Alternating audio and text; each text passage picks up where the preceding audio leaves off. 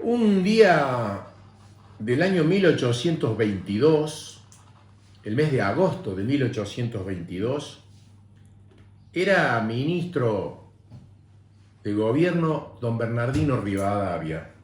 Y él, con Manuel García, por aquel entonces no había presidentes, Rivadavia fue presidente unos años después. En 1822 era ministro de gobierno de la Junta de Representantes de las Provincias Unidas del Sur. Y con la excusa de construir un puerto o de generar una red de agua corriente, la Argentina empezó a generar lo que hoy se sigue llamando el riesgo país. Generó la primera deuda externa fraudulenta argentina. Le estoy hablando de 1822. Se llamó el empréstito Baring Brothers. Desde entonces arrastramos el escarnio de deudas fraudulentas nunca investigadas. Fíjese que un tiempo después, un presidente ya del sistema constitucional argentino en 1874, que se llamó Nicolás Avellaneda, que antes de ser presidente fue representante abogado de los frigoríficos británicos, estableció, fíjese, le estoy hablando de 1874, estableció como principio de su gobierno que la libertad era un principio básico. ¿Le suena? La libertad. Le faltaba decir carajo, pero no lo dijo, pero es igual que el de hoy. Redujo el gasto público de manera masiva, despidió 6.000 empleos públicos y le bajó el 15% con un decretazo al sueldo a todos los empleos públicos. ¿Le suena, no? Estoy hablando de 1874, Nicolás Avellaneda, que se hizo famoso en la historia no por ningún éxito, sino porque la deuda que arrastraba, desde aquella deuda de 1822, que se terminó de pagar en 1904, 80 años después, a los ingleses, sin que haya entrado a la Argentina un solo peso. No sé si le suena lo de los 45.000 millones del macrismo. Son historias muy repetidas, son capítulos de un drama, de una novela dramática de la que nos estamos hartando. Nicolás Avellaneda pasó a la historia por la siguiente frase: hay 2 millones de argentinos que economizarán hasta con su hambre y con su sed para responder en una situación suprema a los compromisos de nuestra fe pública en los mercados extranjeros.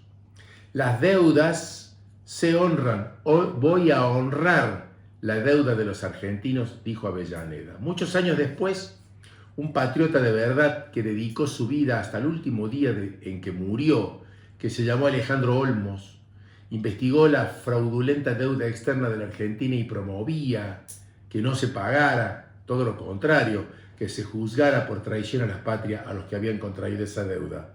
Alejandro Olmos también pasó a la historia por una frase que nos marcó para siempre: las deudas no se honran, como decía Avellaneda, se pagan si son legítimas y se investigan si son fraudulentas. Todo eso sigue en aguas de borrajas.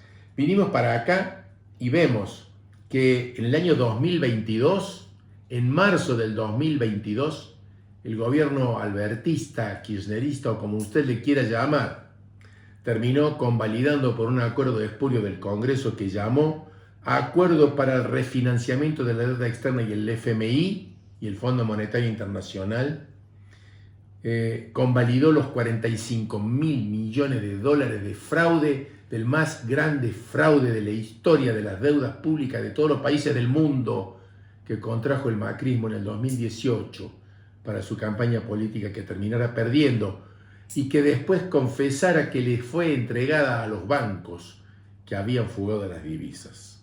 No hay delitos más públicos y más conocidos sin que los fiscales muevan un dedo.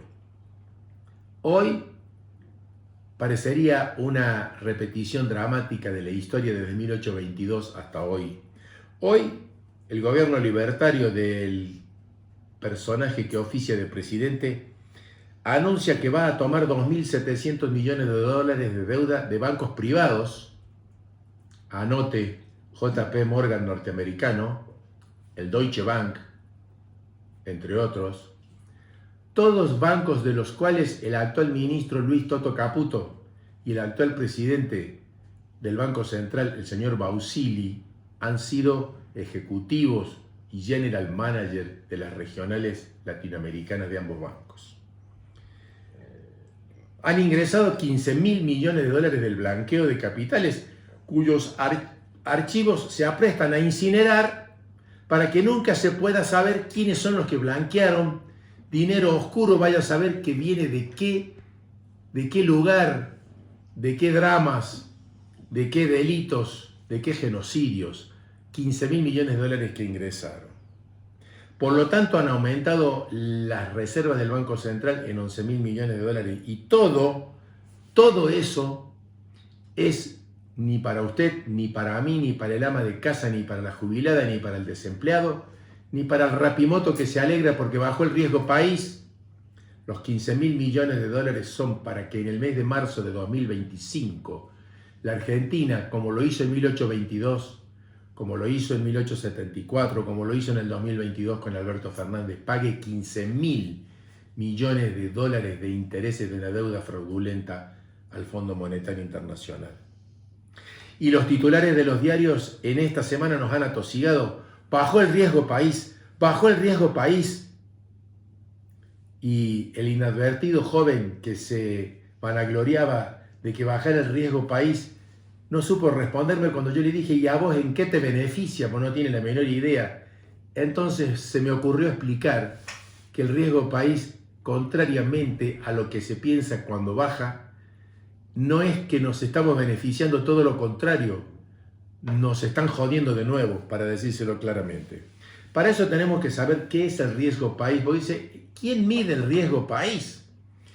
¿Desde cuándo se mide el riesgo país? Le cuento, desde 1990, que como un efecto del abandono del patrón oro y de la moneda fiduciaria norteamericana desde la Reserva Federal, uno de cuyos principales exponentes, acá viene de nuevo el jueguito del dominó, es la JP Morgan, la banca norteamericana que prohijó a Luis Toto Caputo y al presidente del Banco Central Bausili y también a Sturzenegger. Le suenan, ¿no? Los traidores a la patria en fila.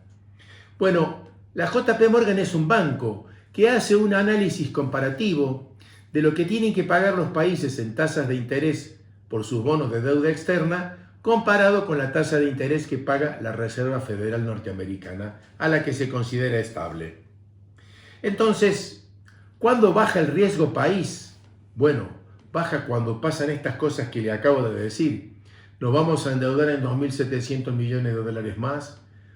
Hicieron ingresar a todos los delincuentes del mundo a que blanqueen capitales negros e ingresaron 15.000 millones de dólares.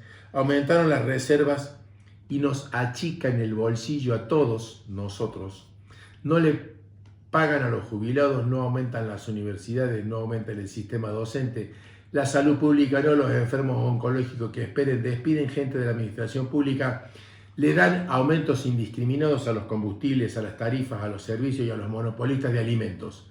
Con todo eso y con un dólar calificado que es más alto que el que usted puede llegar a manejar o soportar, los grandes exportadores de la oligarquía latifundista argentina tienen un dólar llamado blend, con el que la juntan con pala en las exportaciones de la cosecha gruesa todos los años.